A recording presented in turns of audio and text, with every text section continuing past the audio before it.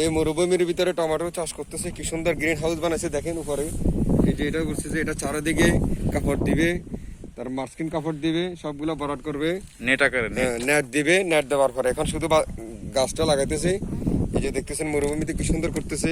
আমাদের দেশে লোকেরা করে না, ওরা শুধু বেকার ভাবে হোটেলে বসে বসে খাওয়ার জন্য বসে থাকে, নিজেরা কিছু করার জন্য চেষ্টা করে না। এখানে পাথর ভেঙে পাথরের কাজ ভিতরে করা কি হচ্ছে। সুন্দর করে করছে। এখানে হয় অলরেডি, ওদিকে দেখান, ওদিকে অনেক গাছ হয়ে গেছে, সামনে দেখান, সামনে ওইদিকে জুম করেন, ওইদিকে দেখেন, ওইদিকে অনেক অলরেডি দেখা যাইতেছে, অনেক বড় হয়েছে, টমেটো ধরতেছে ওদিকে, এখানে নতুন করে আজকে করতেছে। আর কি দেখেন কাতার এখন আলহামদুলিল্লাহ কত সুন্দর করে সবজি উৎপাদন করতেছে। কৃষি সম্প্রসারণ এখন এই দেশে অনেক আগে যাচ্ছে, এগ্রিকালচার অনেক আগে গেছে, অনেক ফসল উৎপাদন হচ্ছে, কৃষির অনেক দিকে লাভবান হচ্ছে।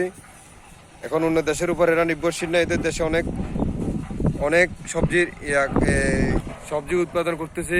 এরকম বিশাল আকারে গ্রিন হাউস বানাচ্ছে দেখেন, চারিদিকে দেখেন শুধু গ্রিন হাউসকে গ্রিন হাউস। যদি বাংলাদেশের অনুপাতে হয় কয়েকটা গ্রাম হবে, এটা তো সাধারণ আমরা এক সাইড, এর পিছনে অনেক জায়গা আছে, আমরা আসতে শুধু 20 থেকে 25 মিনিট লাগে এই জায়গায় আসতে, অনেক জায়গা আছে দেখেন, অনেক সুন্দর হচ্ছে। কিন্তু আমাদের বাংলাদেশের মানুষ কৃষির উপর কোনো নির্ভরশীল না, ওরা দেশের হাজার হাজার জমিনগুলো খালি রাখতেছে, ওরা কিছু করতেছে না। দেখেন এই যে মরুভূমির ভিতরে কি সুন্দর করতেছে, এখানে যদি পারে বাংলাদেশের এত উর্বর মাটি, এত সুন্দর মাটির ভিতরে কেন করে না এরা?